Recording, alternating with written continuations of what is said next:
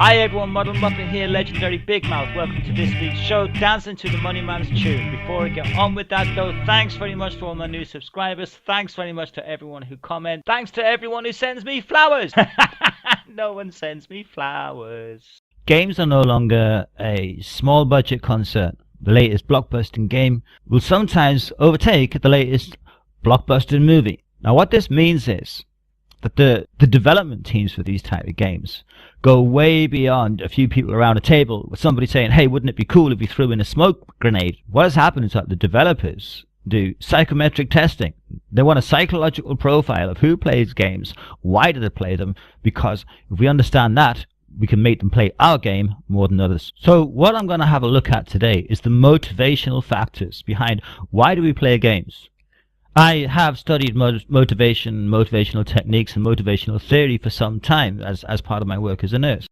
And it's always been something that I'm interested in. I'm just always interested in, what makes us tick, what makes us think the way that we think, what makes us do things that we do.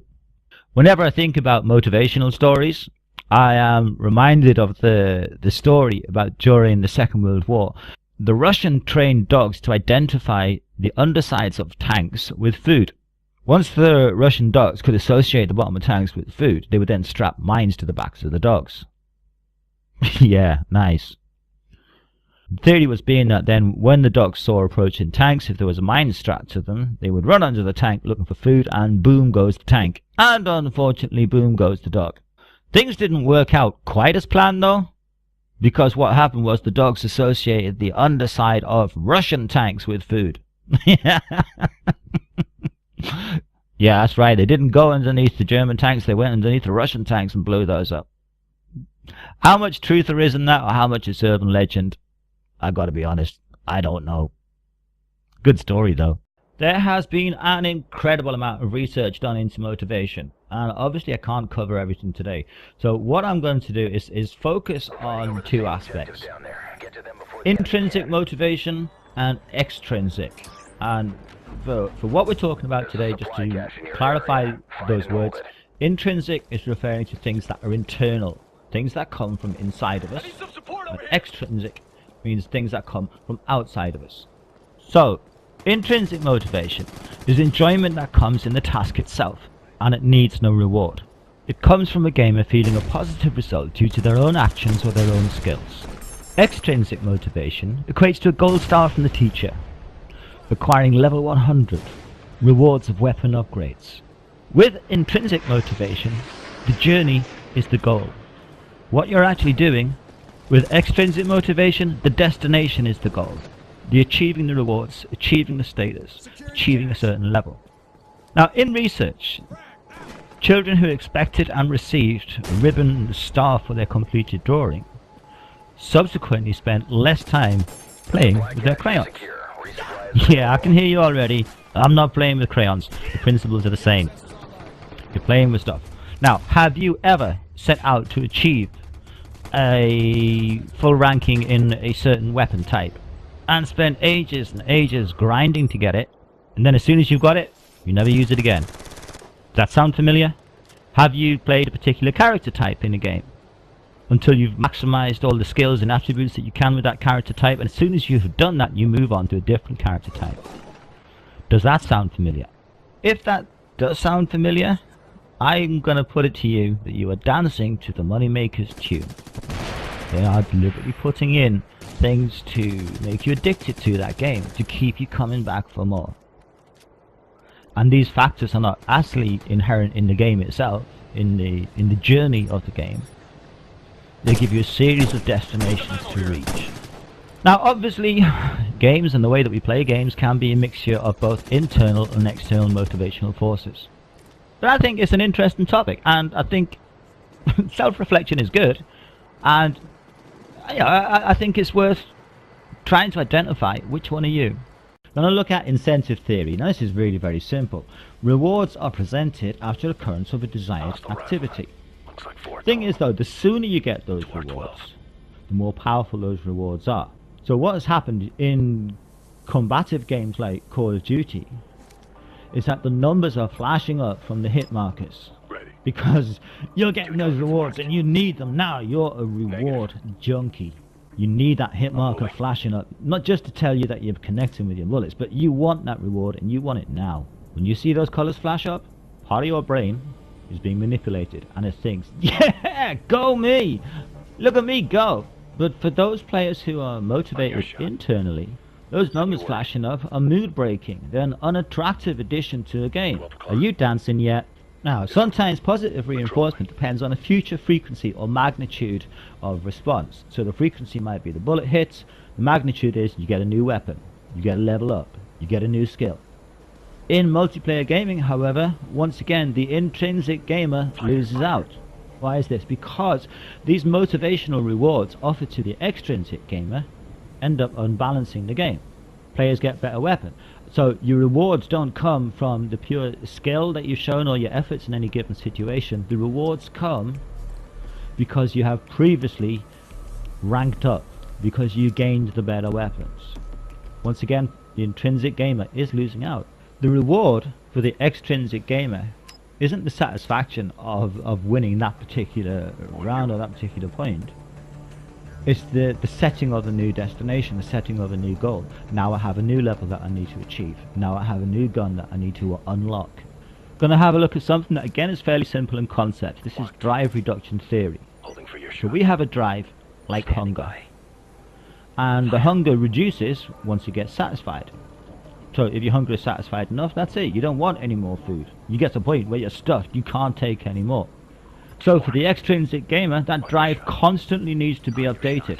It constantly needs something else to aim at. Even to the point of just doing the whole thing all over again. Yeah, that's right. Games introduced it. So once you get everything, if you want to show the world how good you are, you go right back down to the bottom and you do the whole trick again. Dancing is tiring and hard work.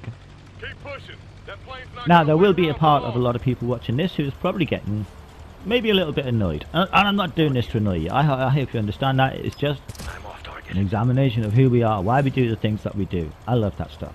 What you may be feeling is something called cognitive dissonance. Cognitive dissonance occurs when our actions or feelings are in conflict with our worldview. So your worldview might be that you're a team-orientated person, that you believe the success of the team is more important than the success of the individual.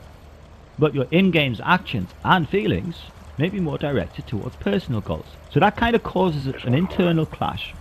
It causes a conflict within yourself. Cognitive dissonance leads to self-justification, blame, and denial. And you're probably going to want to deny this. But listen up a minute. See if any of these things have happened to you. See if you've said any of these things. Here's the situation. You're playing a team game, your team lost. I did my best. I got the most kills. That there, self-justification, self-justifying. My team was full of noobs. My team was full of idiots. My team didn't play the objective. My team didn't do this or that. They're blaming.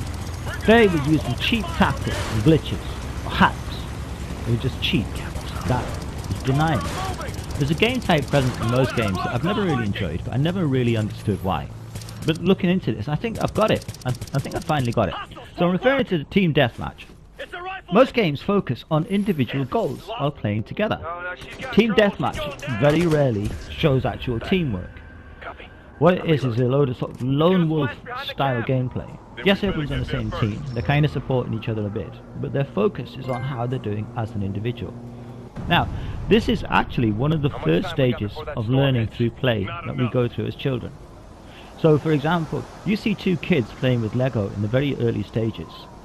They're not building something together, they're each building something unique to them, but they enjoy playing alongside each other. As they mature, as their skills develop, they will start to do cooperative play. Does this sound familiar? Two terms have sprung up in popular culture when it comes to multiplayer online gaming. The one is PTFO. Play the freaking objective.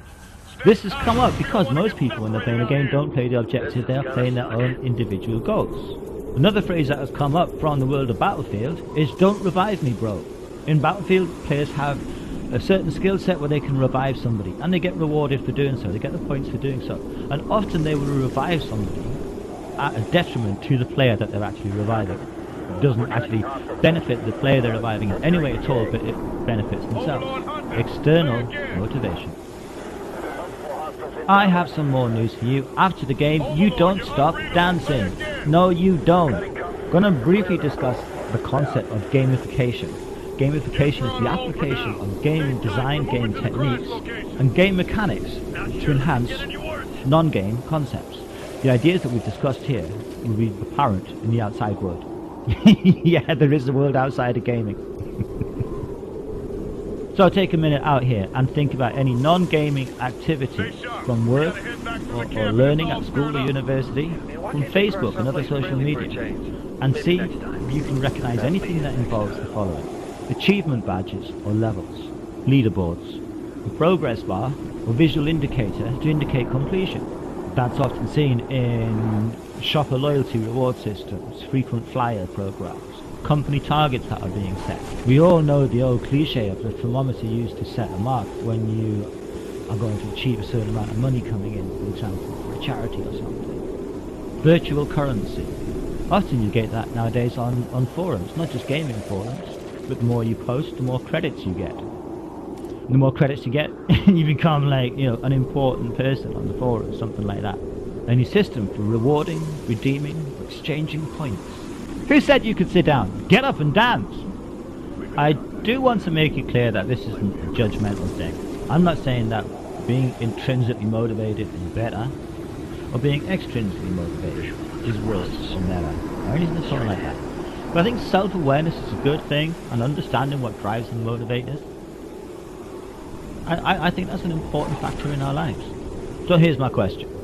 Are you internally motivated? Are your eyes on the journey? Do you stop in a game just to soak up the atmosphere and smell the roses? Or are you externally motivated? Is your focus on the next reward? The next time that you level up, you get a better gun? Well, if that is the case, enjoy your dance. But I'm going to sit this one out. I do like a little bit of Shakespeare. I am not some kind of university professor or anything, by the way. I'm just interested in stuff. And I think Shakespeare had magnificent insight into the human condition. So, yeah, I'm going to throw in another Shakespeare quote. The very substance of ambition is merely the shadow of a dream. If you have enjoyed this commentary, and I really, really hope you have, please do leave comments, whether you agree with me or disagree with me. I love discussion, and I love to read those comments that people put in. So thanks very, very much for those who do take the time. Also, if you do enjoy this, press the like button, share it on Facebook and Twitter. Would you like to see more of these sort of things, or do you prefer just, you know, the normal gaming commentary? Let me know what you think. It's the social world. Mrs. Muppet out. Bye.